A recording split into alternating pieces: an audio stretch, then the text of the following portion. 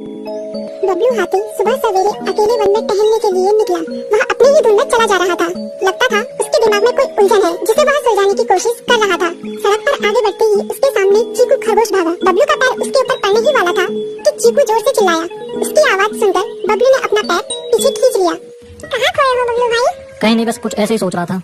किस बारे में? तुम जानकर क्या करोगे? शायद मैं तुम्हारी कुछ मदद कर सकूं। तुम तो जानते हो आजकल वन में कितनी चोरियां हो रही हैं, पर चोर का कोई अता पता ही नहीं है। इस बात को लेकर वन के सारे प्राणी चिंतित थे। वे वहाँ खुद को सुरक्षित महसूस नहीं कर रहे थे। अरे चीकू भाई, हम मजबूर हैं। हम चोर को पकड़ ही नहीं पा रहे हैं। वह बहुत चालाक है और अपने काम को बड़ी कुशलता से अंजाम दे रहा है। कहीं कोई सबूत ही नहीं छोड़ रहा। हमारे राजा इस बात को लेकर बहुत चिंतित हैं। यही कारण है कि हम सब इस बारे में सोच रहे हैं। अब तुम मेरी इसमें क्या मदद कर सकते हो? मैं कुछ सोचता हूँ, हो सकता है मुझे कोई उपाय सूझ जाए। प्रयास करने में कोई हर्ज तो नहीं है। तुम ठीक कहते हो चीकू, लेकिन वन के गुप्तचर भी अभी तक इसका कोई हल नहीं निकाल सके। इतना कहकर वे चुप हो गए। बबलू की बातों ने चीकू को सोचने के लिए मजबूर कर दिया। चीकू को उदास देखकर बबलू बोला, तुम अपना मन छोटा मत करो। मुझे अच्छा लगा कि तुमने मेरी परेशानी को समझा। कभी मैं भी इस वन के लिए गुप्तचर का काम करता था। एक बार मेरी टांग टूट जाने से मेरे अंदर फुर्ती नहीं रही, तब से मैंने यह काम छोड़ दिया। चीकू, तुम चाहो तो यह काम दोबारा कर सकते हो। वन के प्राणी ज्यादातर दिन में भोजन की तलाश करते हैं, वे रात को आराम करते हैं। तुम दिन रात दोनों में ही भोजन की तलाश में निकल सकते हो सकता है रात को तुम्हें कुछ ऐसी बातों का पता चल जाए जो हमारे काम की हो। हाँ बबलू, तुम ठीक कहते हो। मैं आज रात को वन में घूमकर इस बात का पता करने की कोशिश करता